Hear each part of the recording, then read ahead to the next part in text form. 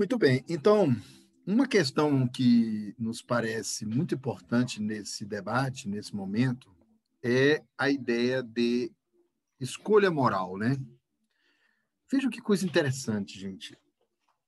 Como, como nós podemos escolher como ser livre e baseado em critérios éticos, a escolha moral? Na Idade Média, a escolha moral era uma coisa muito problemática, porque o indivíduo não dispunha da liberdade, sequer o indivíduo era considerado em si mesmo. Ele era quem comandava a sociedade era a consciência coletiva. O grau de liberdade moral, de escolha, de decisão, de posicionamento na Idade Média era muito pequeno. Com a modernidade e com o surgimento da chamada sociedade de massas, nós vamos ver uma influência muito grande da comunicação no comportamento humano. Para vocês terem uma ideia, os Estados Unidos, em 1930, um autor chamado John Watson, ele criou o behaviorismo, psicologia comportamental. E ele vai dizer assim, olha, eu consigo condicionar uma criança, se você me entregar 10 crianças para educá-las, eu serei capaz de mexer nos estímulos ambientais a ponto de fazer de cada uma delas o que eu deseje. Então, você veja que é uma crença de que o meio social pode condicionar o comportamento. E os Estados Unidos foi muito influenciado pela psicologia behaviorista de John Watson, depois de Skinner, da ideia de uma modelagem do comportamento humano pelo ambiente social. E a escolha moral, ela é fundamental dentro do tema da comunicação. Por quê? Porque nós vimos que a sociedade de massas não deu certo, a sociedade de massas era muito obediente, servil. Os indivíduos estavam muito se comportando como, dentro de um contexto sociológico de homem médium, né? Não confundir homem médio com homem médium, né? O homem médium é essa base da pirâmide social que faz com que as pessoas repitam comportamentos, né?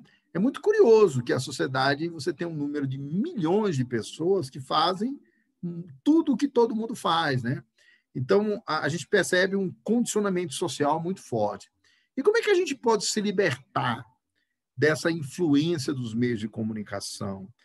E aí, então, a humanidade atravessa uma nova fase, a fase da era virtual, das redes sociais, em que aparentemente o indivíduo parece ter um poder de escolha tão grande, porque agora o indivíduo ele é produtor de informação, o indivíduo tem um perfil na internet, os grupos sociais se reúnem virtualmente por afinidade, o indivíduo parece ter um poder de escolha imenso.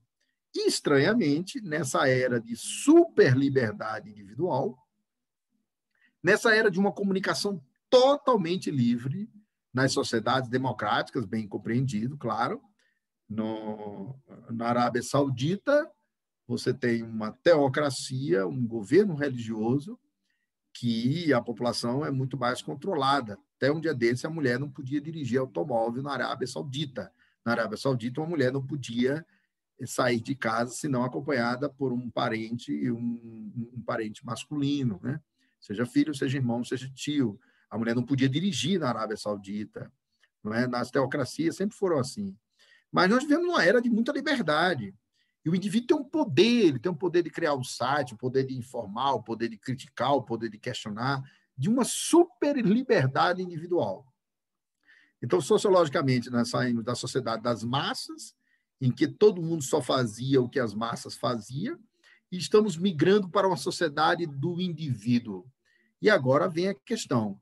Ora, mas por que essa sociedade está com tantos problemas, né? Em plena era das redes sociais, em plena era da virtualização do conhecimento, em que a comunicação traz duas coisas chamadas interatividade e conectividade, né? Então, aparentemente, você diz assim, vivemos a era aldeia global, como diria McLuhan, vivemos a era da liberdade do indivíduo, em que todos são produtores de informações, né? E vivemos a era da interatividade, todos interagindo com todos. Será? Vivemos a era da conectividade, todos no Zap, todos nas redes sociais, a conectividade fazendo com que haja uma comunicação de muitos com muitos. Na sociedade de massas, a comunicação era de poucos com muitos. Então, você tem, por exemplo, até hoje é assim, né?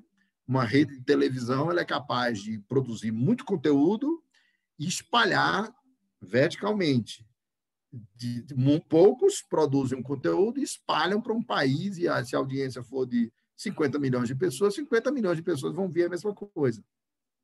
Mas na era da interatividade, a impressão é que todos estão interagindo com todos, é a comunicação de todos com todos. E também a ideia da conectividade de uma ampla liberdade individual. Só que aí vem um problema, né? Esse mundo parece tão adoecido, tão cheio de problemas como o passado, né? Nós temos hoje 373 milhões de pessoas no mundo sofrendo de transtorno depressivo.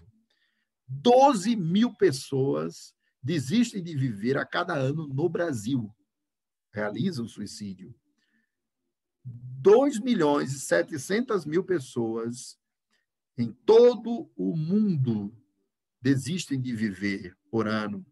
Então, os números são assustadores dos problemas, né? Nós vivemos uma sociedade, a chamada Open Society, a sociedade livre, né? Que deixou para trás a sociedade de massas, a sociedade da informação, a sociedade da conexão global parece absolutamente adoecida, absolutamente sofrida. Agora nós temos que pensar sobre o papel da comunicação não violenta, sobre o papel de uma comunicação, primeiro, que implica o indivíduo e não as massas, que implica a transformação do indivíduo, né? Ora, nós sabemos que o Kardec apostou na educação como processo de transformação da vida humana. E hoje nós falamos de educomunicação, né? Como é que a educação pode estar dentro de um projeto de comunicação não violenta? Então, vamos ver quais seriam os princípios desse projeto. O primeiro princípio de uma comunicação não violenta é uma ideia muito simples, que está numa frase de um estudioso do discurso, né? Ele vai dizer: todo discurso que se considera único possível em relação àquilo que ele se refere é, por essa razão, falso. Anotem aí, porque isso é muito importante. Todo discurso que se considera o único possível sobre aquilo que ele se refere, que ele trata, que ele lida, é por essa razão falso. Aí alguém vai dizer: mas o que você está querendo dizer? Que é possível fazer um outro discurso sobre a fórmula da água, H2O? Que é possível fazer outro discurso sobre 38 semanas de gestação? Que é possível fazer um outro discurso sobre as leis da natureza? Na ética da comunicação, nós sabemos que eu fui para a ciência da natureza, que é a mais objetiva. Sim, existe uma fórmula da água, que é uma só, H2O. 2 átomos de hidrogênio, 1 átomo de oxigênio, uma molécula de água. É assim. Mas, se o poeta se referia a essa molécula de água, se o filósofo se referia a ela, se o mundo, se o espírito, do ponto de vista espiritual, se referia a ela, então você tem que admitir que não existem discursos absolutos, que os discursos, como o próprio Kardec propôs, sabe o que o Kardec disse? Vamos ver se o Kardec não concorda com isso. Kardec disse assim, ó: os espíritos, para mim, nunca foram reveladores predestinados. Capítulo 1, caráter da revelação espírita, a Gênese. Também o que é o espiritismo. Primeiro capítulo. Mas em caráter da revelação espírita, procurem lá, Kardec diz assim: os espíritos, para mim, nunca foram reveladores predestinados. Foram meios de obter informes. Do menor ao maior, cada um trazia um ponto de vista da vida espiritual, da realidade espiritual. E nenhum deles, isoladamente, poderia explicar o conjunto da vida espiritual. Assim como não se pode conhecer uma cidade ouvindo determinadas classes sociais e não outras, ele fala assim como não se pode compreender uma cidade estudando determinadas classes e não outras, não se pode conhecer o mundo espiritual se não tivermos uma visão do todo dele. E aí o Kardec vai criar o método dele foi: a doutrina espírita resulta do ensino coletivo e concordante dos espíritos. Ele quis ouvir os vários pontos de vista dos espíritos que comunicaram com ele. Ele queria ouvir como eles enxergavam esse mundo espiritual. Ele estava atento a uma coisa que hoje é utilizada nas ciências sociais e humanas, chamada hermenêutica. Sociologia compreensiva, interpretação da realidade. Porque todo ponto de vista é a vista de um ponto. Todo ponto de vista é a vista de um ponto. E é uma vista única, que você pode juntar com os outros pontos de vista e chegar a um consenso maior. Mas é o ângulo que você está enxergando a realidade. Então, Kardec, se por um lado ele foi um cientista que apostou no método experimental, que apostou na racionalização do conhecimento, que apostou na verificação dos fatos e no controle dos fenômenos, Kardec também propôs, a multiplicidade das fontes mediúnicas e a escuta coletiva dos espíritos. Mas ele queria ver o ponto de vista de cada um deles. Ele escreveu o Céu e o Inferno e lá colocou o ponto de vista do rei, o ponto de vista do religioso, do ateu, vários pontos de vista. Essa multiplicidade de visão vem conosco para a nossa visão de que a verdade como um consenso de pontos de vista. Então, o primeiro aspecto de uma comunicação livre, de uma comunicação democrática, é você admitir que o seu ponto de vista é apenas a vista de um ponto, nunca a verdade absoluta. A verdade ela se transforma ao longo do tempo. Na Idade Média, acreditava-se no regime ptolomaico. A Terra era o céu, o centro do sistema solar. Na Idade Moderna, com Galileu Galilei, o Sol passou a ser o centro do sistema solar. Com Albert Einstein, olhando sobre outro ângulo, não há centro nenhum no universo. Então, a verdade ela é progressiva, relativa, e ela resulta do olhar que você dispõe. Então, é preciso, na ética da comunicação não violenta, entre religiosos, entre seres humanos, entre pessoas, entre classes, entre grupos, entre partidos, entre indivíduos, admitir que o seu ponto de vista é apenas um ponto de vista da realidade, não é a verdade toda.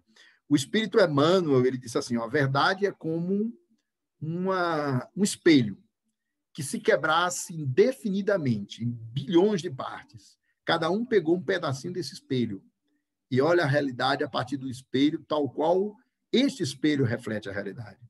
Então, você vai ver que o filósofo vai ver um fenômeno como um fenômeno natural de um jeito, o biólogo de outro, o químico de outro, e eles podem conversar entre si, construindo aquilo que hoje a gente chama em ciência interdisciplinaridade, diálogo e consenso interdisciplinar. Então, o filósofo francês Blaise Pascal, contemporâneo de René Descartes, enquanto René Descartes dizia assim, para compreender a realidade, basta a razão analítica. Junte todas as partes do fenômeno e você terá o todo. Analise racionalmente cada parte. Isso é razão analítica de René Descartes. A visão de Blaise Pascal disse, olha, Descartes, cuidado. Se você juntar todas as partes, você não chega ao todo complexo. O universo é constituído de ólons, de todos. O ser humano não é, biologicamente falando, o conjunto dos órgãos que o constitui. Há uma lógica específica no organismo que é do todo do sistema. A Via Láctea não é o conjunto das estrelas que a constitui. Há um conjunto de leis, há um sistema, há um todo indissociável. Então, é preciso ter uma visão mais interpretativa da realidade. A compreensão que não existe o objeto sem o observador, né? Então, você tem assim duas visões de mundo, né? Materialistas e espiritualistas. Quem é que está com a razão? No fundo, os dois têm razão. Porque, desde que dialoguem entre si, existe a matéria, e ela tem uma realidade, existe o espírito, e o todo é o difícil de se perceber. Eu vou dar um exemplo para vocês sobre o cérebro. O cérebro, ele funciona de forma holística. Olha que coisa incrível. O cérebro tem neocórtex, o cérebro tem hipotálamo, o cérebro tem glândula pituitária, amígdala cortical, o cérebro tem área de Wernicke, área de escrita da linguagem, área de Broca, área da fala, cérebro límbico, nós temos hipocampo. E vocês sabiam que não existe nenhuma estrutura no cérebro até hoje definida e estabelecida que junte todas essas partes? Não existe. Se você perguntar a um neurocientista quem é o autor do cérebro, eu não sei. Eu só conheço as estruturas de suas funções. As neurociências conhecem as estruturas cerebrais e as funções que elas cumprem. Mas não existe uma só estrutura. Pode perguntar ao neurocientista. Nem a ponte que junta os dois hemisférios reúne tudo. E por que isso é importante? Isso é a visão do todo, gente. O cérebro funciona porque o cérebro é hardware. O todo do cérebro é acionado pela mente, que é software. Então, eu estou funcionando aqui de forma integral. Eu estou pensando, eu estou sentindo, eu estou usando a memória, eu estou usando a linguagem, eu estou me comunicando com vocês. Várias estruturas do cérebro estão simultaneamente. Ninguém sabe quem é o responsável pelo holismo cerebral. Então, a comunicação livre, ela tem que reconhecer o ponto de vista, mas ela tem que se construir no todo. Então, uma comunicação não violenta tem que ter a visão do todo. E claro que ela tem que ter como ética a construção da paz. E aí a gente precisa lembrar exemplos concretos, né? Exemplo concreto da Mahatma Gandhi, né? Mahatma Gandhi foi um homem absolutamente diferente, porque ele não era dual, né? Um dia uma jornalista perguntou para a esposa de Mohandas Karachand Gandhi, que atuou na Índia entre 1930 até 1949, quando ele foi assassinado. Perguntou para ele, e ele é isso mesmo dentro de casa? E a esposa dele disse, olha, ele é exatamente isso, né? Porque o Gandhi dizia que o problema do Ocidente é que ele tinha uma teoria, a gente pode chamar de representação social da realidade, e uma prática que nada tem a ver com essa teoria, né? Então, Gandhi dizia, olhei para os cristãos e me decepcionei. Li o evangelho e me entusiasmei. Ele dizia, eu sou crítico e não sou cristão. Mas ele não era dual. Observe, o Gandhi é uma resposta que está lá no Livro dos Espíritos. Kardec perguntou assim, ó, por que os maus prevalecem na face da terra? Resposta, os maus são intrigantes, porém ousados. Ponto. Os bons são tímidos. Ponto. Porque os bons sempre foram maioria no dia que assim o desejarem, preponderarão sobre a face da terra. Gente, o Gandhi, ele era tão pacífico quanto altivo. O Gandhi ia para as reuniões com o Império Britânico, ele dizia, está na hora de vocês saírem do nosso país. Aí o pessoal lá do representante do Reino Unido, do primeiro-ministro da Inglaterra, que à época era o Winston Churchill. Olha que curioso. Na época de Gandhi, o Winston Churchill estava na Europa e liderava a libertação da Europa, mas estava segurando a Índia como colônia da Inglaterra. Aí o Gandhi dizia para os ingleses, está na hora de vocês saírem do nosso país. E os ingleses respondiam, mas como? A Índia não viverá sem o Reino Unido? A Índia é a Inglaterra. Vocês têm muitos problemas. Vocês não saberão conviver entre si. Porque na Índia tinha muçulmanos, tinha budistas, tinha cristãos. E o principal problema era muçulmanos e hindus, que não se davam bem. Vocês não saberão viver sem o Reino Unido. Aí o Gandhi dizia, todos os povos têm seus problemas, mas são nossos, não vossos. Vocês têm que sair do nosso país. O Gandhi fez a Marcha do Sal e levou milhões de pessoas de um país inteiro a coletar sal. E ele sabia tanto da importância de um jornal para uma comunicação pacífica, e dizia, é preciso de um jornal para denunciar o que está acontecendo na Índia, que ele chamou o mundo inteiro para assistir o que ia acontecer na Índia. Ele fez a Marcha do Sal, e ele botou o povo hindu para coletar sal no Pacífico. E a Inglaterra não autorizava isso, era proibido. E eles apanharam enfileirados. E o Gandhi dizia, nós seremos agredidos. Eles serão os bárbaros e nós os civilizados. Eles vão bater na gente, mas nós não desistiremos. E eles iam em fila coletar o sal. E milhões de pessoas foram presas e alcançadas pela violência do Império Britânico. Mahatma Gandhi tinha uma comunicação baseada na não violência, a comunicação pacífica.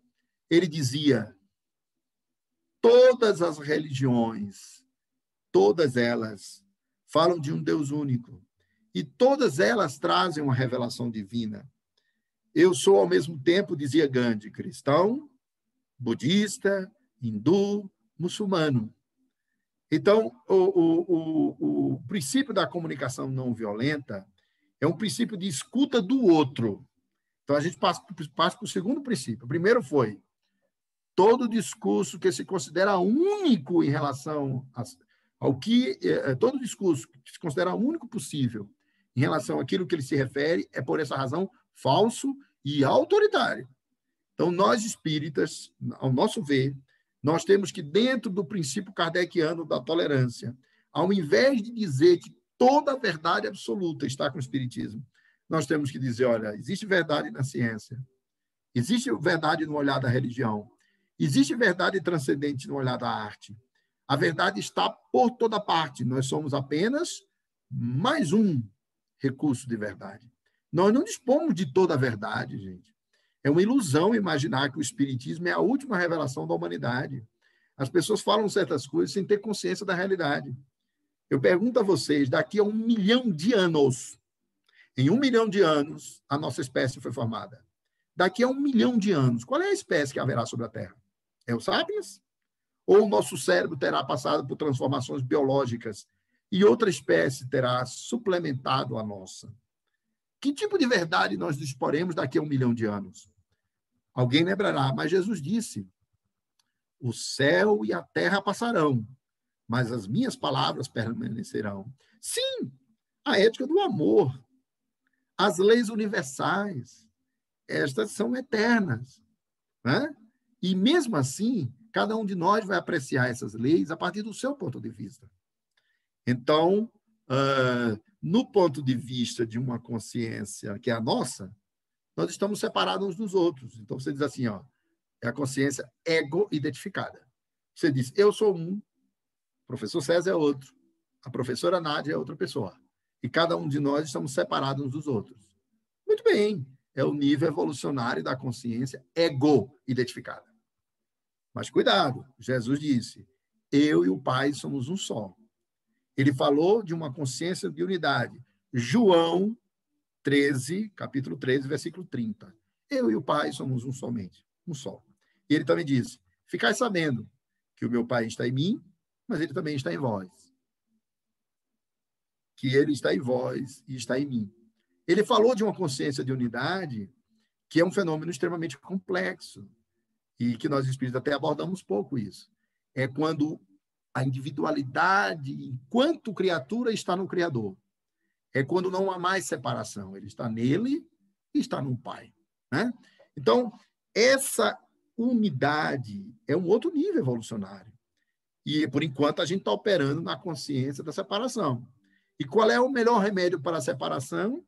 Segundo o princípio da comunicação não violenta. É escutar o outro nos termos do outro.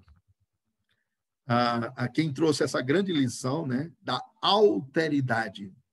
A alteridade é uma filosofia que enxerga o outro nos termos dele. Quando o europeu enxergou as civilizações pré-colombianas aqui nas Américas, o que é que eles viram? Chegou aqui os reinos espanhóis e portugueses, eles viram, já existia aqui nas Américas, as civilizações maias, incas e astecas. E eles eram extremamente evoluídos. eles tinham um conhecimento incrível da astronomia, eles tinham cidades antes da chegada dos colonizadores europeus. Mas o europeu, ele olhou para essas civilizações, trouxe o seu modelo de mundo, de dominação, e ele trouxe os canhões, que destruíram muitas dessas cidades, que mataram muitos indígenas no Brasil. Isso é um modelo colonizador, que olha para o outro, não para apreciar a diferença do outro, mas para colonizar essa diferença. Então, nós temos que ter muito cuidado, porque a comunicação ela se torna violenta sempre que a gente olha para o outro e quer colonizar o outro. A comunicação pacífica é aquela que escuta. Nós vivemos em uma era, né, que se fala muito de cursos de oratória. Junto com Rubem Alves, eu digo, nós precisamos de cursos de escutatória. A escutatória é uma habilidade de escutar o outro nos termos dele. Quem faz isso é a psicanálise, a psicologia. Ela escuta o indivíduo sem julgá-lo. E ela tenta escutar como ele aprecia a realidade. Nós somos tão herméticos, tão fechados, e por isso que o mundo está tão violento. O sociólogo francês Michel Maffezoli, ele fala das tribos urbanas, que a era das redes sociais criou grupos fechados. Então, nós estamos cada vez mais fechados. Em psicanálise, o nome disso é narcisismo. Grupos que se fecham dentro de si e que só acreditam nas suas próprias verdades. É um risco enorme. Daí para o fanatismo é uma facilidade imensa. Nós somos tanto mais democráticos, tanto mais cristãos, tanto mais espirituais, espíritas, quando escutamos ao outro. Escutar o ponto de vista do outro e conferir legitimidade a ele. O que acontece? Nós temos 373 milhões de pessoas sofrendo de transtorno depressivo. Será que nós não estamos numa sociedade que tem muito conhecimento, uma falsa comunicação, uma falsa impressão de interatividade, mas que, na verdade, ninguém escuta ninguém? Será que nós estamos escutando o outro nos termos dele, né? Incondicionalmente. Jesus escutou as pessoas nos termos dela. Imagina se Jesus fosse escutar cada uma daquelas pessoas nos termos dele, do nível de evolução dele. Ele ensinava e escutava. Ele orientava e amava. E, acima de tudo, ele tinha compaixão. Ele compreendia. Então, Mahatma Gandhi foi um mestre da comunicação não violenta, porque ele escutava ao outro incondicionalmente. Chico Xavier era um indivíduo que escutava incondicionalmente ao outro, não é? E para escutar, você tem que desfazer do narcisismo, que é essa problemática bem estudada na psicologia, que é a sensação de que sabemos tudo, que já compreendemos tudo, né? Chico Xavier foi um indivíduo que escutava o outro porque ele passou a vida inteira deflacionando o ego dele. Eu fico muito preocupado, assim, quando eu vejo no mundo todo, em lideranças religiosas, né, o ego muito inflacionado. É a pior das ilusões, é o ego inflacionado. O Chico Xavier, quando perguntavam para ele, a Hebe Camargo perguntou em um programa de televisão, Chico, ele já tinha mais de 400 livros, ele já tinha mais de 370 livros psicografados, já estava ali na faixa de 30 milhões de livros vendidos. Você sabe o que você representa para o Brasil? Ele disse, sei, eu sou uma grama no imenso gramado da vida. Não tinha apenas humildade, tinha um olhar sobre a realidade.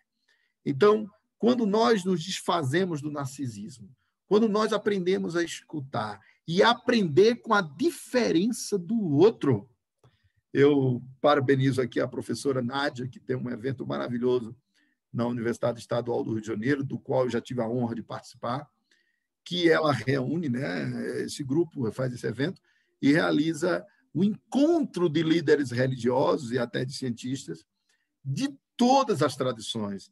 Isso é a coisa mais rica que a gente possa imaginar, gente. Um dia nós vamos chegar a um nível de evolução melhor em que pastores protestantes falarão no centro espírita, em que o espírita falará na igreja evangélica, e que a gente vai escutar com muita atenção os ateus que têm muito a nos ensinar. Mas o que acontece? Estamos todos em bolhas virtuais. A era do narcisismo virtual criou bolhas. todo mundo fechado em bolha, no seu grupo, no seu segmento, na sua corporação.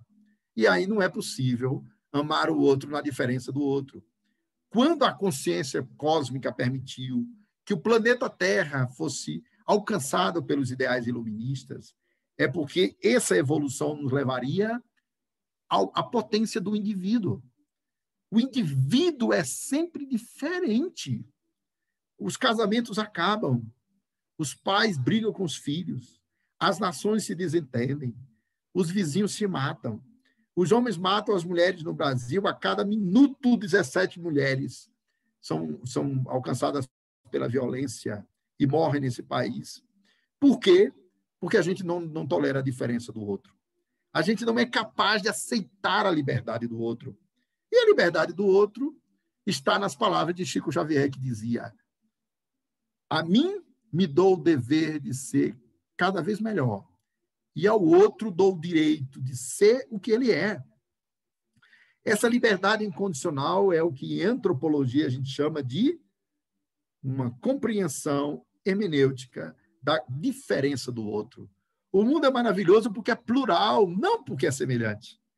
A gente só gosta do que é semelhante. A nossa comunicação se torna violenta porque a gente sempre se coloca no lugar que já passou e ficou no passado, que é da Idade Média.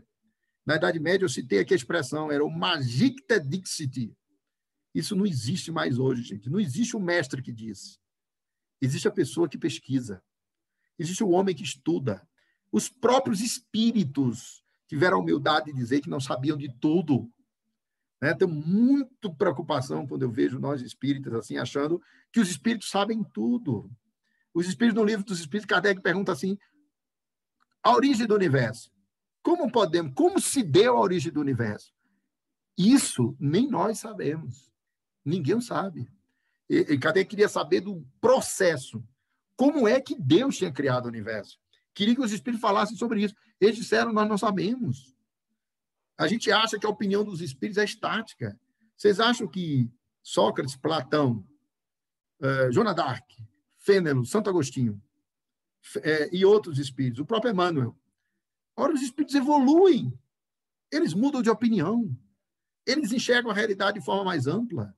A doutrina espírita tem que ser uma doutrina progressiva, sem medo do futuro. Quando nós nos isolamos e acreditamos que somos donos da verdade, nós estamos correndo o risco de nos tornarmos uma seita isolada e ultrapassada estatisticamente. Porque o mundo contemporâneo é o mundo do diálogo. Você veja que, às vezes, a gente tem medo dos ateus. Os ateus tiveram importância imensa. Um filósofo, Friedrich Nietzsche, ele dizia: a escolha moral legítima é aquela que o indivíduo tem quando ele faz a transubstancialização dos valores. A crítica da transubstancialização dos valores. Nietzsche foi um homem extraordinário, que as pessoas só lembram dele porque ele morreu de sífilis cerebral. Ele foi um dos maiores filósofos da modernidade. A gente deveria aprender com Nietzsche muita coisa. O Nietzsche foi um indivíduo que entendeu o projeto de poder da cristandade e entendeu a potência humana como potência que escolhe. A maioria de nós vive em comportamento de rebanho, sociedade de massas, repetindo o que os outros fazem, repetindo o que os outros falam, sem pensar, e na posição oposta do espiritismo. O Kardec propôs uma doutrina libertadora. A nossa comunicação tem que ser aquela que dialoga. O Kardec se preocupou em ouvir a pluralidade das fontes mediúnicas e a pluralidade dos espíritos. No espiritismo não há dogma. Todo espírito dá uma opinião, é a opinião dele. O Emmanuel teve a humildade de chegar para Chico e dizer: Chico, no dia que eu ensinar alguma coisa diferente do Kardec, fique com Kardec e me abandone. E o próprio Kardec ouviu a todos os espíritos dizendo: os espíritos nunca foram para mim reveladores predestinados. Não tem mais essa coisa da teologia do espírito que vem, fala e você obedece. Isso a gente tem que afastar. O Kardec foi um racionalista. Kardec dizia: na ausência dos fatos, a dúvida é a posição do homem prudente. E por isso ele conseguiu elaborar essa doutrina maravilhosa, que é libertadora, porque diz: onde está escrita a lei de Deus? Na consciência. Agora, a consciência, ela não é apenas do indivíduo. a consciência social. A consciência alemã declinou de 30 a 45. Não é que ela evoluiu, mas ela declinou em compreensão social. Ela sintonizou com o passado. Nós podemos viver voltados ao passado ou ao futuro. Se você perguntar a um mestre hindu, yoga ou budista, o que é o bem? Ele vai dizer, o bem é o futuro. O que é o mal é o passado. A maioria de nós está com uma mente condicionada pelo passado. E aí o inconsciente rumina o passado. Então, nosso desafio é viver uma comunicação que seja regida pela ética, pela não violência e pela apreciação da diferença do outro, tal como Jesus o fez. O mundo é plural, é maravilhosamente diferente. O mundo seria chato, cansativo, infantilizado, se todos nós nos parecêssemos. Então, eu vou terminar dizendo, porque eu sei que o tempo acabou, o professor César já apareceu aí, eu estudo com a mesma, ainda tem 5 minutos, eu estudo com a mesma alegria Allan Kardec e Emmanuel, Friedrich Nietzsche e Karl Marx. Estudo com a mesma intensidade de Morin e Pierre Levy. Leio os autores da filosofia da linguagem, que não deu tempo de falar sobre ele, já que tem 5 minutos, eu lembrei agora, né? Imagina o Wittgenstein, um alemão que disse, olha, é preciso ver o lugar de fala. É preciso ver que a comunicação são usuários de signos. E nós podemos usar o sentido para usar a mesma palavra, né? Você está atravessando uma viagem de carro e você olha e vê uma vaca mais adiante, um animal, um boi. E você vê a pessoa vindo, está escuro, e você grita para a pessoa que está te ouvindo, vindo na mão dupla, vaca! Aí a pessoa que está lá do outro lado pensa que você a chamou de vaca. Você só podia dizer isso, não dava tempo. Estava avisando para ela que tinha uma vaca. Aí ela atropela a vaca. Né? E ela vai te xingar ainda. Por quê? Dilemas da comunicação humana, uso dos signos. Então, o Wittgenstein vai dizer, devemos usar as palavras para construir pontes e não para construir ideologias fechadas. Devemos usar as palavras para nos tornar mais conscientes. Então, a linguagem é uma ponte de comunicação com o outro. Eu posso usar a linguagem eu posso usar o próprio espiritismo para me autoafirmar, ou eu posso usar o espiritismo para fazer o mundo evoluir. Depende do uso dessa linguagem. O Wittgenstein vai dizer, não me digam o que uma teoria disse. Diga-me o que você vai fazer dela. Os nazistas fizeram dos meios de comunicação uma propaganda ideológica de discriminação dos judeus. Os cristãos da Idade Média fizeram do Evangelho de Jesus uma doutrina de opressão que não tolerava nenhuma diferença. E a sociedade de massas fez do mercado e dos bens de consumo um uso de que as pessoas tinham que ser felizes consumindo, né? Diga-me o que consumes, eu direi o que és. E nós temos 373 milhões de pessoas sofrendo de transtorno depressivo no mundo. E segundo as estimativas da OMS, em 2025, 1/3 da humanidade vai estar sofrendo de depressão. As pessoas estão desistindo de viver, porque a nossa comunicação continua antifraterna, antidemocrática. A gente gosta do quem é parecido com a gente. Eu quero ver amar a diferença. Dialogar com pastores protestantes. Dialogar com bandistas, que a gente olha com preconceito nós espíritas. Dialogar com o budista. Eu estou lendo Cérebro e Meditação, de 2 autores maravilhosos. Wolf Singer, um homem com 400 artigos, um dos maiores neurocientistas do mundo, e o monge Ricard Martier, que é um outro assunto, um outro tema, um outro seminário, considerado um dos homens mais felizes do mundo, porque a sua mente é capaz de enfrentar aquilo que nós outros não sabemos fazer, que é a piscadela atencional. Recentemente, numa pesquisa na Universidade de Harvard, os cientistas fizeram esse experimento. Você mostra várias imagens, as pessoas em sequência rápida. Todos nós aqui, quando a gente vê uma imagem, o cérebro está cuidando de memorizar aquela imagem. A sua tarefa é ver a imagem ou a palavra e anotar para dizer depois. Aí, quando vem a segunda imagem, com uma certa rapidez, o cérebro está processando a primeira imagem. Aí ele consegue a segunda com dificuldade, na terceira ele já não registra mais e começa a errar, porque o cérebro está operando por partes, registrando na memória uma imagem por vez. Pegaram o Ricard Mathieu, que é um meditador experiente, e ele mostrou como a utilização da mente, como a meditação, como os meditadores experientes são capazes de registrar, ele acertou em quase 100% as imagens, porque ele estava no estado chamado equilíbrio dos estados meditativos. Se quisermos paz no mundo, teremos de meditar mais, orar mais e escutar mais do que falar. Ouvir o outro na preciosidade do que o outro está dizendo. Esse outro pode ser quem for. Pode ser um mendigo no meio da rua que te dirá uma palavra que você nunca ouvirá de ninguém e você jamais esquecerá. E esse mendigo, lembra Jesus, que era um homem do povo. Não era um homem da elite, era um homem que estava no meio das ruas, escutando as pessoas. Escutar mais, valorizar a diferença do outro entre povos. Judeus e árabes se matam, disputando Jerusalém há mais de 60 anos, porque a diferença deles é irredutível e irreconciliável. Porque o Deus, olha que coisa curiosa, as religiões abraâmicas, tudo vem de Abraão. Abraão chega em Jesus, Abraão chega em Maomé. É uma linha de profetas. E judeus e árabes se matam, porque só o Deus Alá dos palestinos serve, ou só o Deus dos judeus, Jeová, serve. Por quê? Porque a diferença do outro gera ódio. A comunicação não violenta está aberta à diferença do outro, ao valor sagrado do outro, seja ele qual for e onde for. Eu vou terminar com Chico Xavier. Chico Xavier ia para os presídios no Dia das Mães. E aí ele dizia que via as mães ao lado dos presos, porque as mães nunca abandonam seus filhos. Por mais que a diferença do crime a tenha feito sofrer, lá estão as mães ao lado dos filhos. Então, estar em condicionamento com o outro é escutá-lo. O mundo está sofrendo porque nós gostamos de falar.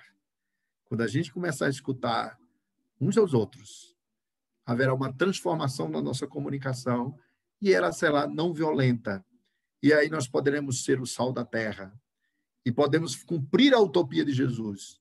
Amai-vos uns aos outros como eu vos amei. Observe que foram 2 momentos. Primeiro ele disse, amar ao próximo como a ti mesmo. Amar a Deus sobre todas as coisas e ao próximo como a ti mesmo. Aí estão todas as leis e os profetas. Mas no final, na despedida da Santa Ceia, ele disse, um novo mandamento vos dou, que vos ameis uns aos outros, como eu vos tenho amado.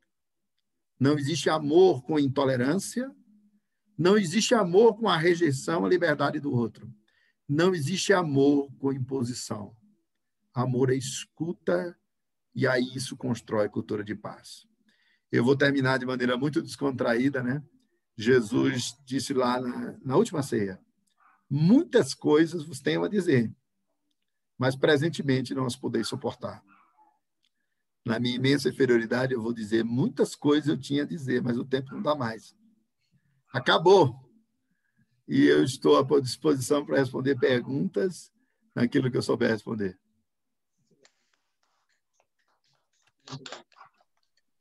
Vou pedir ao nosso Saulo que leia aí as questões que estão no chat, que eu não consigo lê-la corretamente. Por favor. Nádia também já está aí, pode ler também, Saulo. Estava escalado o Saulo para ler, né, Saulo? Por favor. Não, nós tínhamos combinado que o Saulo ia fazer isso hoje. Ok, acabei de dizer isso. Vamos lá, Saulo, por favor. Bem, tu viesse exaltando em mim? Não entendi. Tu viesse exaltando em mim?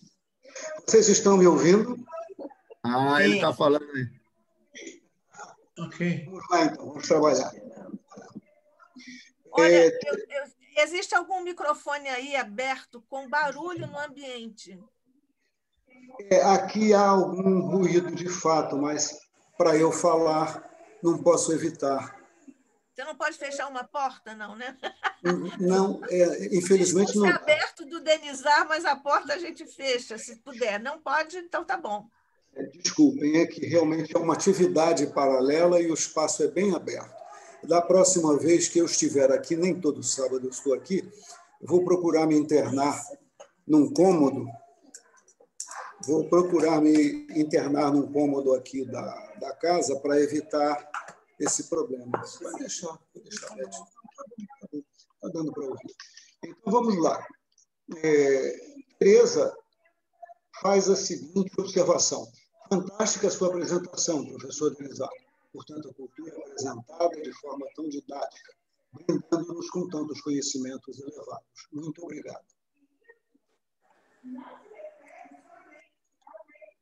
Professor César Reis faz a seguinte pergunta. Como se explica o surgimento das universidades na Idade Média? Eu não vi direito. As universidades da Idade Média...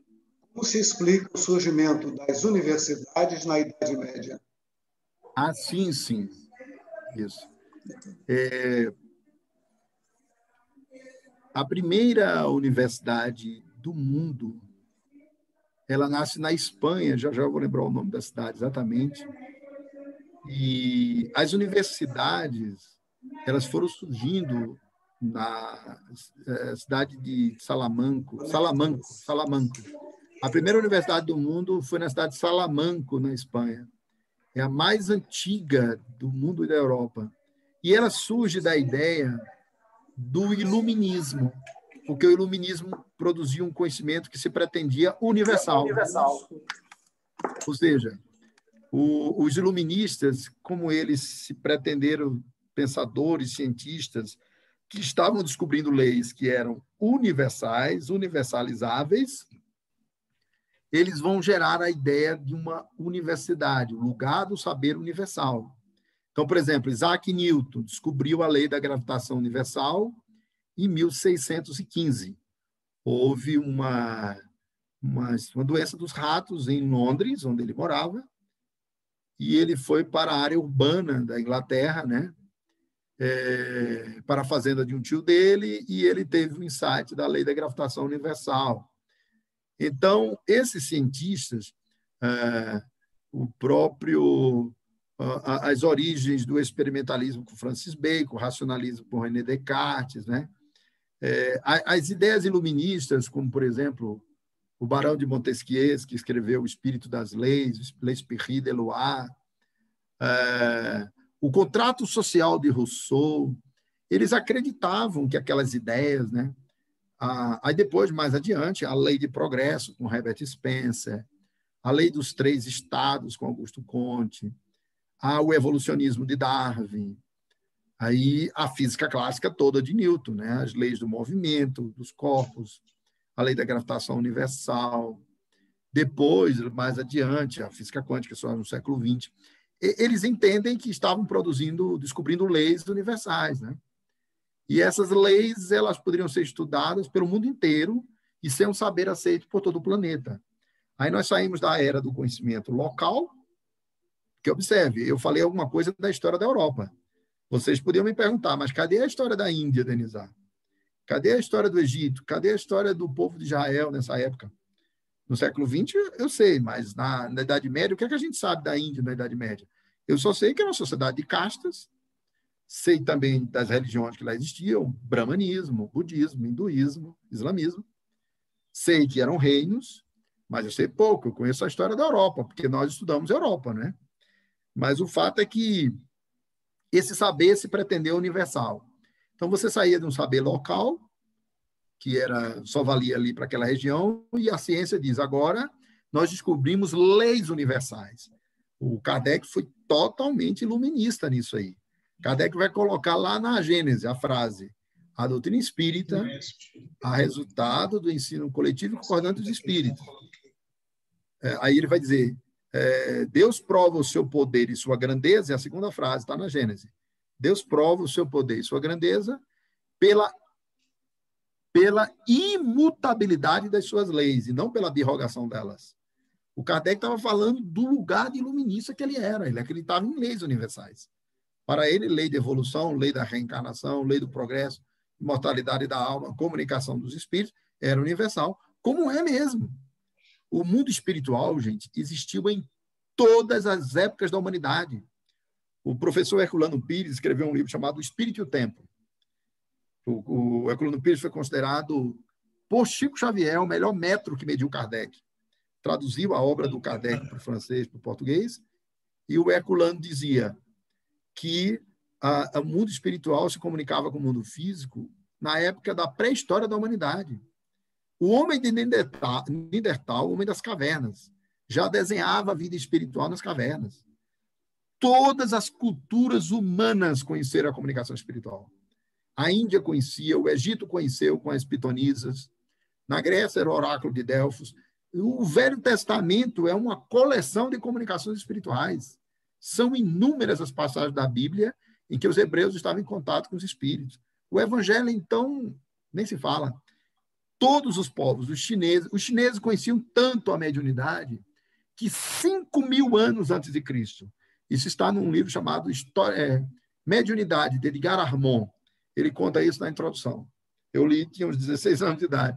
Os chineses colocavam aquelas pranchetas, aquele papel antigo, né, papiro, para os mortos se comunicarem logo depois da morte. A mediunidade é o fenômeno mais universal da história da humanidade. Só o Ocidente moderno que começou a abandoná-la e a Idade Média que a proibiu. E aí o Kardec veio e trouxe o Espiritismo. Então, são leis universais. Está por toda parte. Eu vou fazer uma perguntinha para vocês, que eu não tenho certeza sobre ela, mas como eu sou alguém que pensa, eu vou me dar o direito. E o professor César é uma pessoa que nos dá liberdade, eu faço a pergunta. A pergunta que eu faço é assim, ó. A reencarnação é uma lei que no planeta Terra nós a conhecemos, e todos os seres no planeta Terra vivem reencarnando para evoluir. Agora, o universo tem 14 bilhões de anos. Será que todos os sistemas planetários evoluíram pelo mecanismo da reencarnação ou existiram outros mecanismos? A gente sabe da Terra. Isso é uma pergunta, gente. Eu não estou afirmando nada. Eu só estou me dando o direito de perguntar. Como tem outras perguntas que a gente pode fazer? Eu não sei se todos os seres, desde a origem do universo, evoluíram como a gente evolui. Morre, desencarna, reencarna. Passa 38 semanas no ventre materno. Passa 20 anos para chegar a um jovem adulto. As outras espécies, com 3 meses, já são adultos. A gente passa 20, a ciência hoje está dizendo que o cérebro amadurece aos 29 anos. Trabalho que dá a reencarnação. Aí desencarna, volta para o mundo espiritual, entra no ventre materno, volta de novo. A Terra é assim, está tudo certo. É mesmo. Eu não sei se o universo inteiro é desse jeito. Eu não sei. Eu tenho minha dúvida, estou perguntando. Então, leis universais, até as leis universais a gente precisa compreender. Agora, as universidades nasceram da ideia de leis universais. Isso não tem dúvida. Lei de progresso, lei de justiça, lei do trabalho, lei da evolução e, conosco, lei da reencarnação, mortalidade da alma. Mortalidade da alma é um fenômeno universal e não é só do ser humano. Ninguém morre. Nem os elétrons morrem, que dirá o ser humano. O cachorro desencarna, o Chico Xavier viu o cachorro desencarnando. E depois comentava a reencarnação dele, o Chico via. O Chico via um cachorro lambendo o outro na desencarnação, um desencarnado e outro encarnado. Aí não tem a dúvida, não existe a morte. Só o corpo físico morre, né? E o Kardec perguntou sobre isso. Qual o sentimento que prevalece no momento da morte? Que pergunta, hein? Qual o sentimento que prevalece no momento da morte? Resposta. A dúvida para os céticos. O desespero para os cruéis. E a esperança para os homens de bem. Em que grupo queremos estar? Dos que vão desencarnar duvidando? Ou do desespero dos cruéis ou a esperança, né? É conosco. Mas é isso, nasceu do saber universal. E vamos prosseguir. De Sérgio Rodrigues, trabalhador do Centro Espírita Emanuel, membro do ICEB também.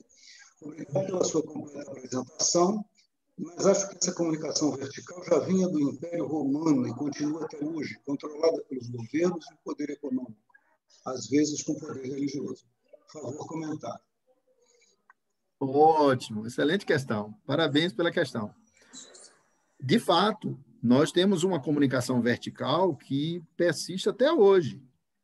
E ela não só persiste assim, no, por exemplo, os grandes conglomerados de mídia, né?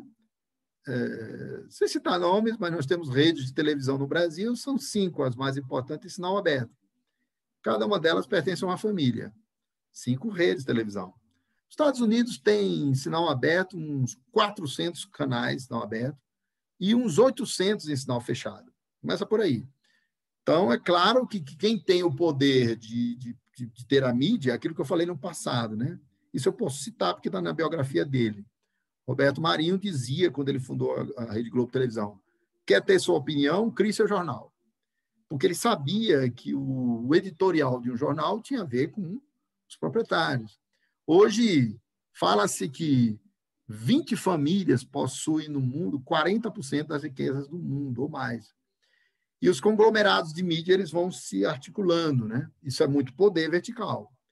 Mas existe um outro tipo de poder da comunicação que também é vertical, que não foi lembrado aí. Quer que eu diga? Do marido opressor sobre a esposa. Ou da esposa opressora sobre o marido. Quando é a esposa, a maioria é o marido. O marido é opressor, ele fala de cima para baixo. Ele não sabe falar de igual para igual. O pai, que ao invés de escutar o filho, ele quer resolver os problemas do filho mandando nos filhos. Quando ele poderia escutá-lo e educá-lo, como fez Jesus. Isso é comunicação vertical. Coisa mais difícil do mundo, gente, é a gente se despir da persona. Nós nos achamos que a gente somos a persona que a gente é. Aí cada um de nós vai construindo a sua persona, né? Aí eu sou professor, sei lá, eu sou palestrante, aí eu sou pai, aí eu tenho 3 filhos, aí minha esposa, minha família, aí eu vou achando que eu sou essa persona.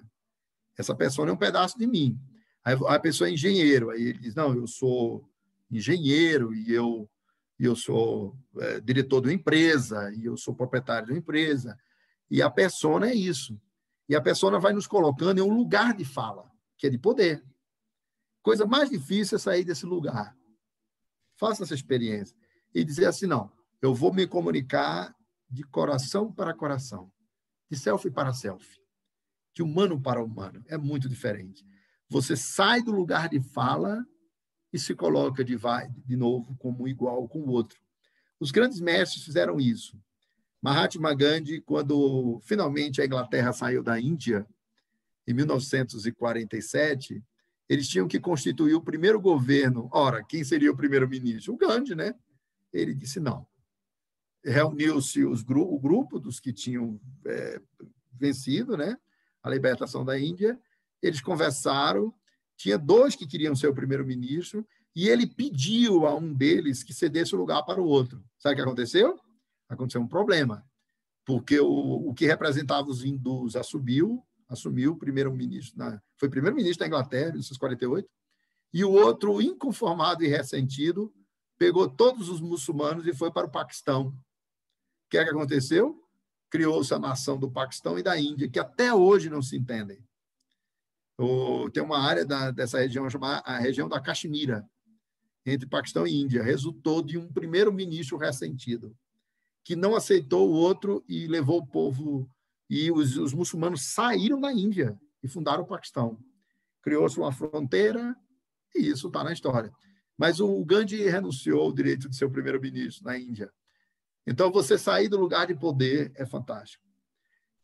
Quando eu estou com os meus alunos, como professor, então eu falo para eles, gente, me perguntem o que eu não sei, porque eu quero aprender com vocês. Quem sabe um deles diz uma coisa que eu não estudei ainda, né? Então, o verdadeiro professor, ele aprende com os alunos, ele não só ensina. Quando a gente só se coloca no lugar de ensina, a gente já não sabe mais nada, porque a gente não sabe mais aprender, né? E o verdadeiro aprendiz, que aprende sempre, é aquele que está sempre aprendendo, né? Porque está tudo mudando o tempo todo. Tenha mais dúvidas do que certezas. A pessoa cheia de certezas está cheia de problemas, porque a realidade vai mostrar para ela que as certezas dela são frágeis. Dúvida que é fantástico. Pergunte tudo. Sócrates ensinava perguntando. Pergunte-se. Pergunte tudo. Pergunte sobre Kardec, pergunte sobre o Evangelho, pergunte sobre Jesus. Eu vou falar uma coisa para vocês que eu acho que no espírito desse evento cabe. Também é para vocês pensarem. Eu não tenho certeza não, mas eu vou falar. Vocês já ouviram falar de um grande cientista do espiritismo maravilhoso chamado Henrique Rodrigues? Já ouviram falar dele? Não. Henrique Rodrigues fundou o Instituto Brasileiro de Pesquisas Psicobiofísicas. Visitou 70 países em nome do espiritismo. Ele foi na Rússia na época do comunismo. Ele era um grande cientista. Ele falava inglês, tinha morado nos Estados Unidos. Ele era um pesquisador, escreveu A Ciência do Espírito, escreveu um monte de livros. Ele morava em Minas Gerais, Belo Horizonte. Henrique Rodrigues, o professor César conhece, porque a turma da antiga aí, os líderes conhecem, né? E o Henrique Rodrigues eu trouxe a Brasília, no Fórum Nacional do Espiritismo. Quando o professor César veio, eu conheci ele aqui em 1998, 97, ele veio e fez palestra em Brasília. O Henrique Rodrigues era fantástico. Sabe o que ele dizia, gente? Para vocês pensarem.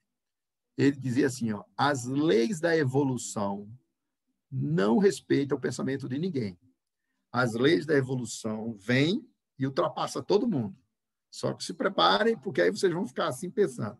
Ele dizia, as leis da evolução ultrapassam Newton, ultrapassa Einstein, ultrapassa Kardec, ultrapassa Jesus. Bom? Talvez não, Jesus não, porque talvez Jesus represente a ética universal. Você pode colocar a interrogação. Mas ele falava assim, e a gente precisa se habituar com a ideia que as leis da evolução progridem, entendeu? E que as nossas certezas, o Kardec diz em A Gênese, o mal que é bem numa época se torna mal em outra. O bem que é bem numa época se torna mal em outra. Na época da escravidão, escravizar as pessoas no Brasil de origem africana, os negros, isso era bom ou mal? Isso era péssimo para os dias atuais. Para a época, a sociedade tolerava. Era um erro? Era, não tenho dúvida disso. Mas na época se acreditava que era o certo, e nem a igreja contestava. Eu estou falando de 1500, 1600, 1700, quando em 1888 houve a libertação dos escravos no Brasil. A gente vai sempre olhar para o passado e dizer que povo atrasado era aquele. Vocês acham que o pessoal do futuro vai achar a gente evoluído? Talvez eles olhem para a gente e digam, meu Deus, eles se matavam. Talvez eles digam, eles comiam carne, e eu sou carnívoro, não sou vegetariano, não, ainda não.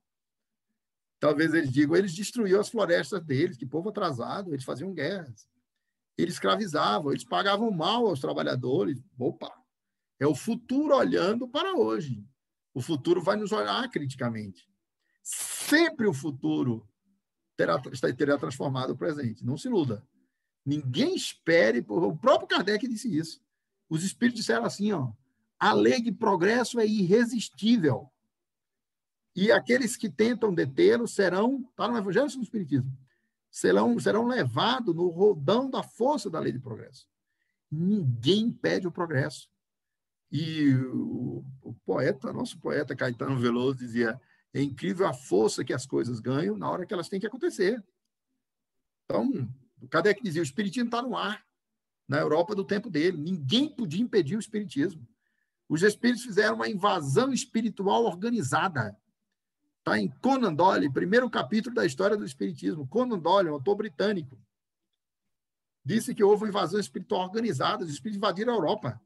Levantaram mesas, psicógrafos, se materializaram na França, na Inglaterra, na Alemanha, na Itália. Na Itália, com o grande pesquisador Ernesto Bolzano. Ernesto Bolzano conseguiu materializações com a média Eusapia Paladino. Ele conseguiu da mãe dele. Ele era professor da Universidade de Gênova. E ele diz, eu coro de vergonha quando eu ridicularizava os espíritas. Porque ele não acreditava nos espíritos. A mãe dele se materializou através da mediunidade de Eusapia Paladino. Os espíritos invadiram a Europa e abalaram a Europa. Kardec diz, o espiritismo está no ar. Ninguém segura. Mas nós temos que ter essa compreensão de que o progresso é transformador. E tudo vai continuar evoluindo. A nossa espécie será superada por outra, gente. O doutor Amit Goswami diz que, no futuro, esse cérebro maravilhoso terá transformado.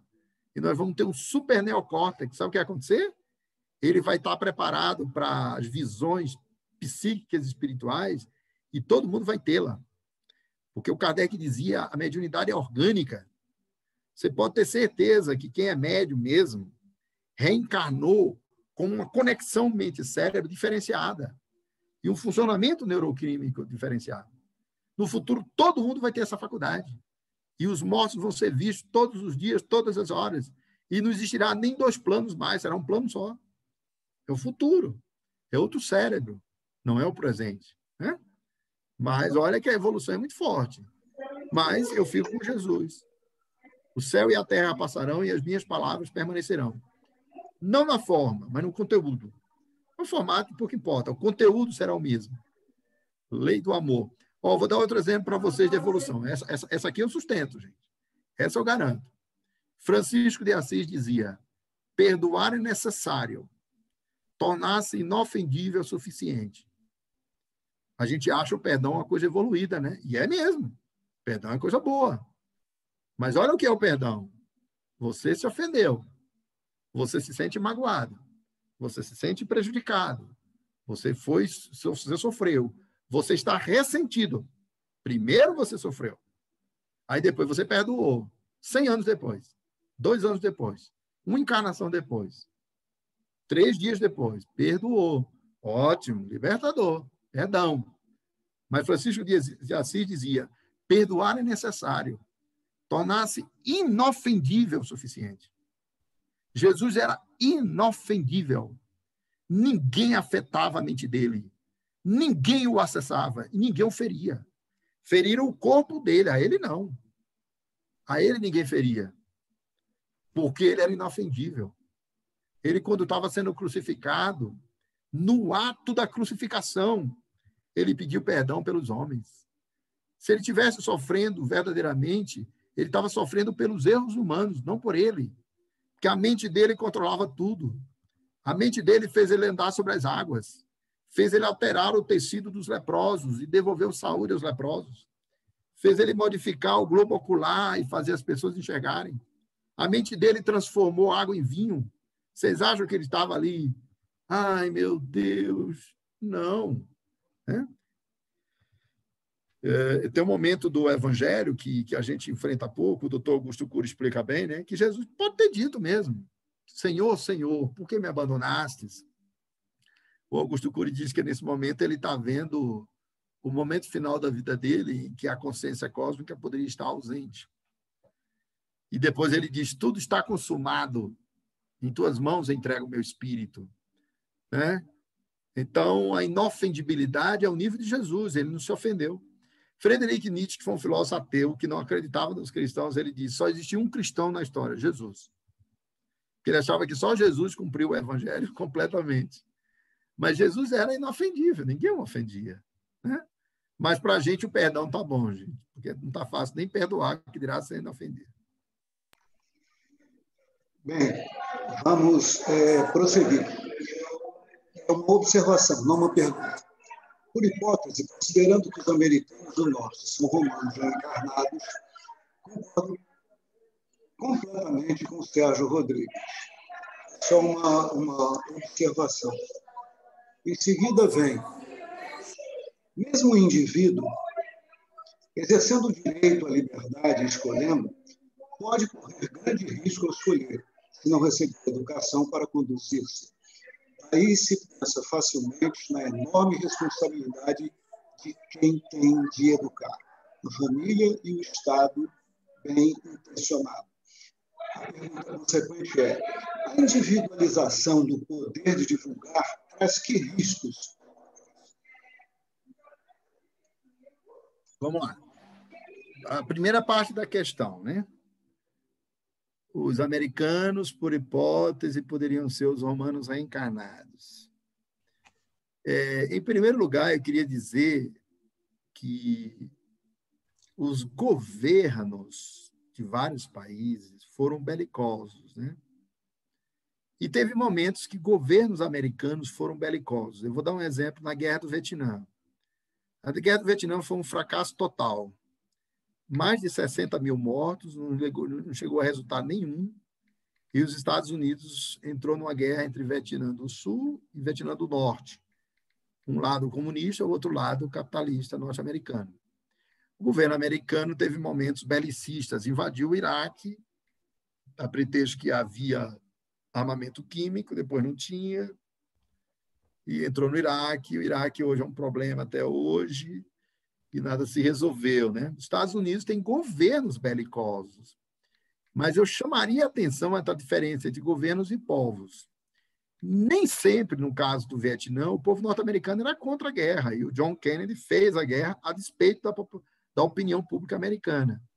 Às vezes, o povo não quer a guerra, e o governo quer a guerra, né? Nem sempre o povo apoia o governo. Isso foi para chamar a atenção que o fato de serem ou não romanos reencarnados, pode ser, não determina a belicosidade ou a pacificidade desse povo, né?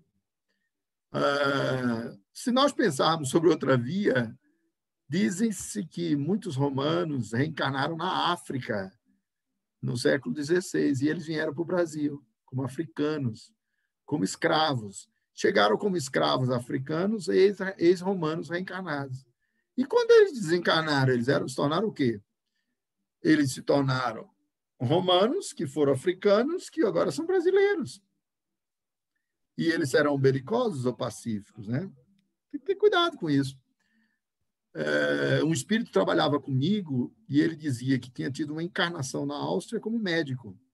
E depois ele teve uma encarnação no Brasil como um homem que viveu a vida inteira e morreu velho como escravo.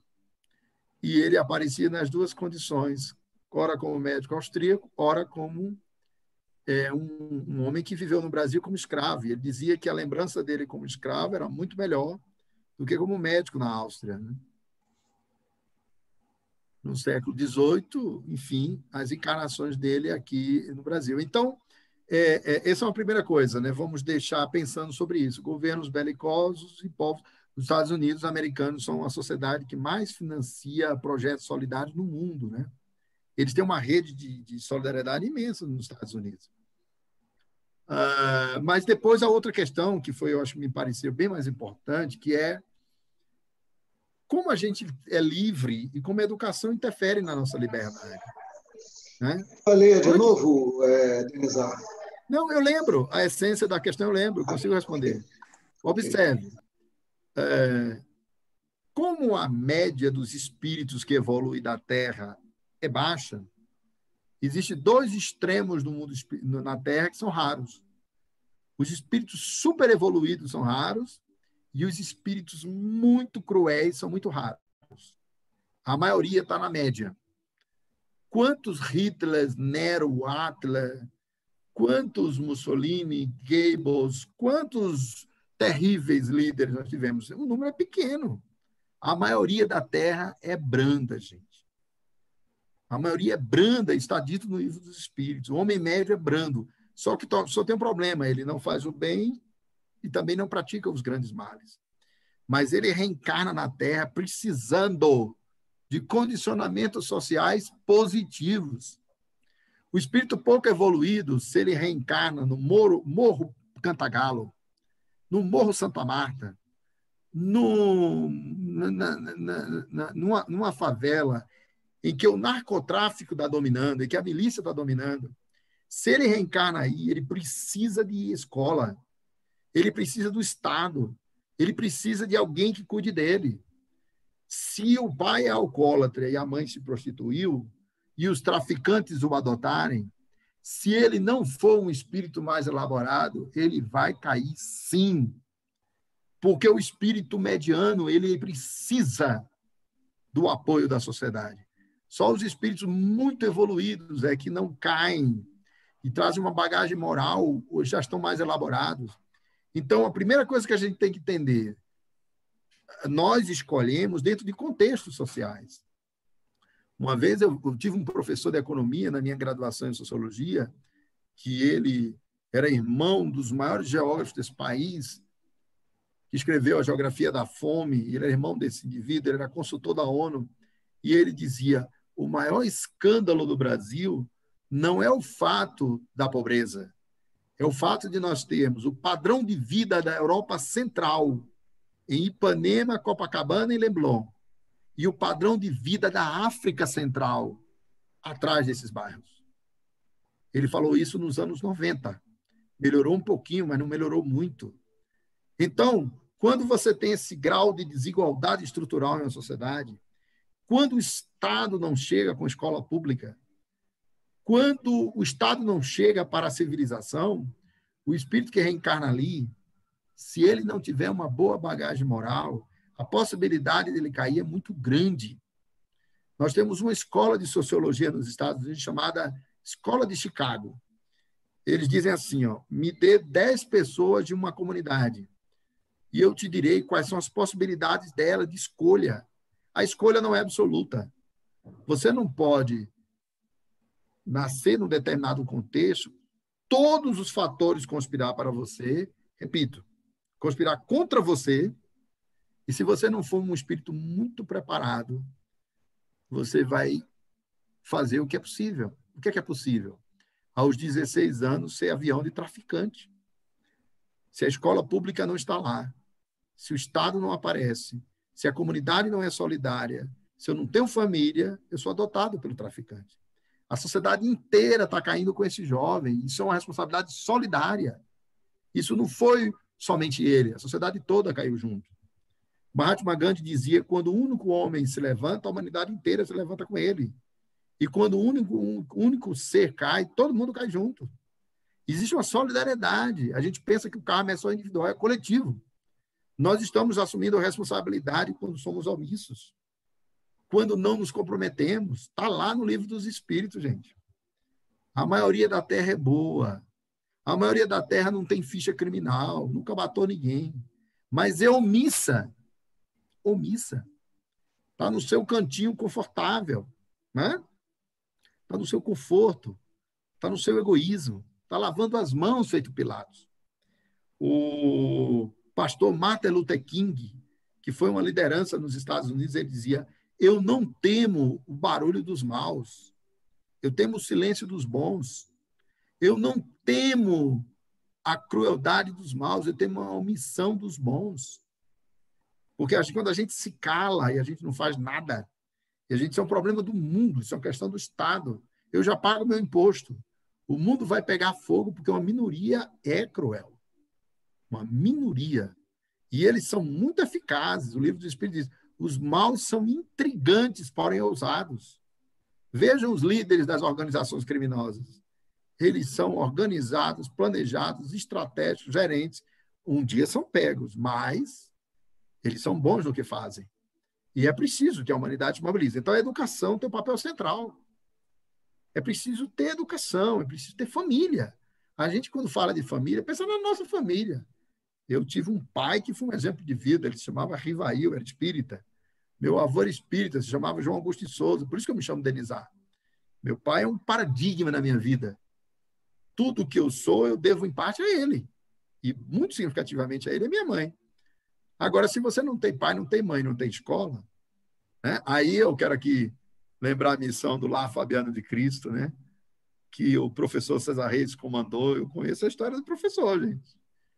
Comandou o Lar Fabiano de Cristo, comandou a Capemisa. A gente colaborava aqui numa unidade Planaltina, uma rede de solidariedade social para dar um suporte a famílias desestruturadas. A criança tem que estudar o dia inteiro na escola pública desse país. E se não é possível, que ela saia de lá para um lugar de socialização. Agora, se não tem escola, se eu estou no meio da rua, não tem praça pública, não tem lazer, não tem justiça ao meu favor e só tem bala, aí a educação faltou. Onde a educação se ausenta, a barbárie se instala. Não existe ser humano sem educação. Você tem que ser educado.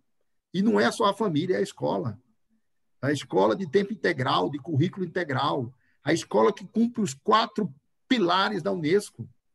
Aprender a aprender, aprender a fazer, aprender a ser e aprender a conviver. A Unesco, em 1999, se reuniu em Paris. e estabeleceu as metas da educação para o milênio. Essas 4 metas são espíritas. Aprender a aprender. Qual é o melhor método para aprender? É ler o livro? É dialogar? É compartilhar o conhecimento em grupo? É assistir uma aula? É interagir na internet? Aprender a aprender. Aprender a fazer.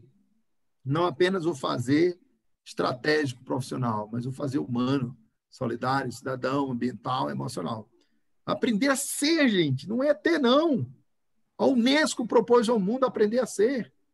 Que a criança aprenda na escola a ser solidário, a ser ambientalmente correto, a ser consciente, a ser não violento. E, finalmente, aprender a conviver. A gente não sabe conviver. A gente está se matando uns aos outros. Metas do Evangelho, está na Unesco.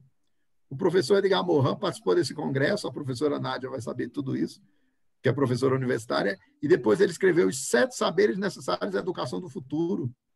E a UNB publicou aqui junto com a Unesco. Quer dizer, isso é educação. Fora da educação é barbárie. Ninguém se iluda. Uma criança jogada no meio da rua, um jovem abandonado, uma favela entregue a si mesma e ao controle do narcotráfico e da milícia, isso não tem educação, não tem civilização aí. Tem que aprender. Claro, se Mahatma Gandhi nascer em qualquer lugar do planeta, ele transforma a cidade inteira, mas é Gandhi. Não esperemos só Gandhi por aqui. Aí é difícil, né? Então, não esperemos só Bezerra de Menezes. Bezerra de Menezes, se reencarnar em qualquer lugar, ele revoluciona a comunidade. Não tem traficante que o influencie, não tem contexto social, ele altera a cidade inteira, porque ele traz a grandeza na alma. Mas não é essa a realidade dos espíritos que reencarnam na Terra. A maioria precisa de suporte para não repetir, para não ser bárbaro. E suporte escolar, familiar, educacional e espiritual. Sem isso, é barbárie. César, por gentileza, nós estamos com o tempo limite ultrapassado. Como faríamos?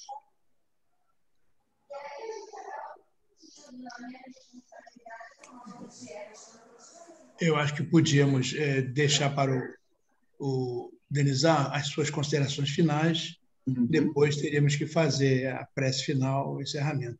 Eu acho que essas perguntas que aí estão, tem várias perguntas, né? Não estou vendo aí, mas estão várias perguntas que, de repente, nós poderíamos fazer chegar ao nosso irmão, ao nosso companheiro, ele faz as respostas e depois a gente distribui para o grupo. Tá bom? Pode fazer as respostas para um de nós pelo Zap e a gente distribui no grupo. Tá bom? Acho que fica bem. Tem tanta coisa importante aí falada, né? Tanta coisa importante que ele nos disse. Eu acho que agora realmente foi uma talha de gala. Mas, Saulo, eu acho que deveríamos entregar ao companheiro para ele encerrar e depois a prece final.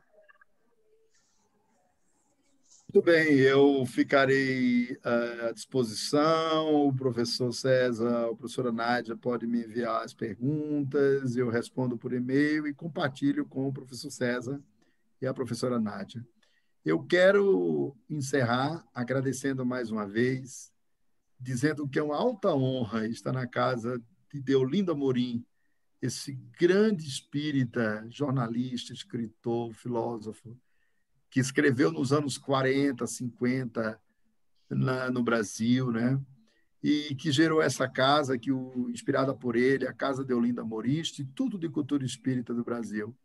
Dizer que foi uma honra participar desse evento, dizer que aprendi muito e espero ter deixado uma mensagem lúcida de esperança, terminar com as 2 asas que Mahatma Gandhi dizia que guiou a vida dele. Primeiro, dizer que o Espírito Emmanuel disse, em A Caminho da Luz, a missão de Gandhi.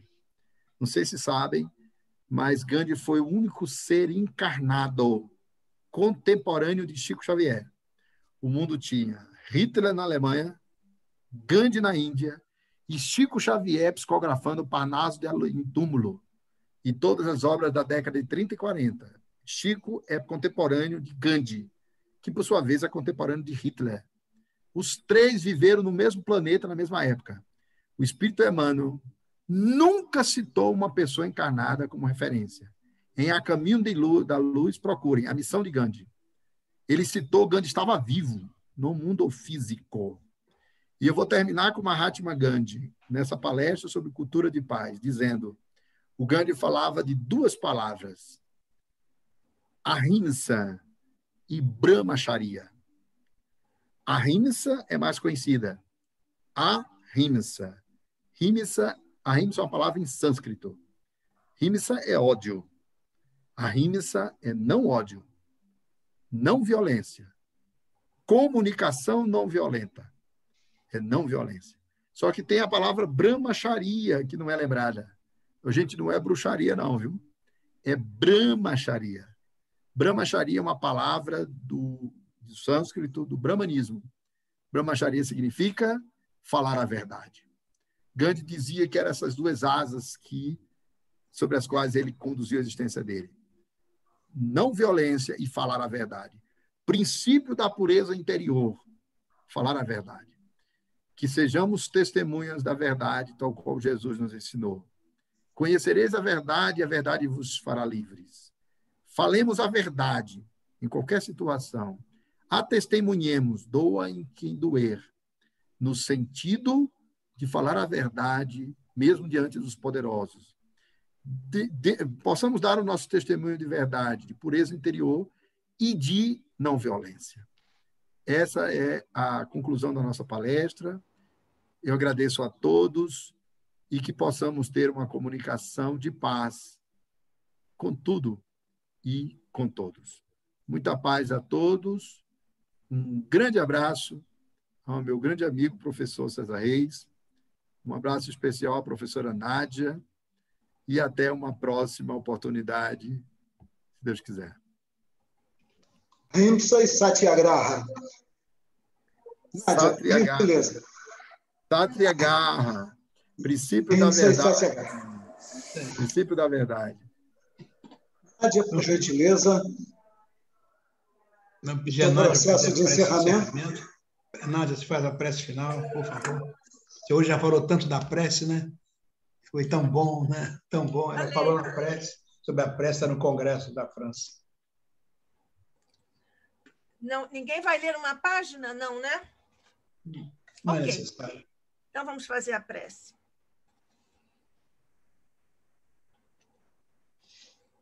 Mestre Jesus, eis-nos aqui ainda uma vez em teu nome reunidos, rogando-te, mestre querido, aceites neste instante a comovida por comovente resposta de nossos pequeninos corações à oportunidade que nos concedeste nesta tarde, com a presença, a amorosidade, a cultura, as vibrações de nosso querido irmão e companheiro Denizar de Souza. Aqui na casa de Deolindo Amorim, ele comparece para nos trazer não só a mensagem verbal da não violência, mas a vibração amorosa de seu comportamento na sua trajetória encarnatória do amor da não violência.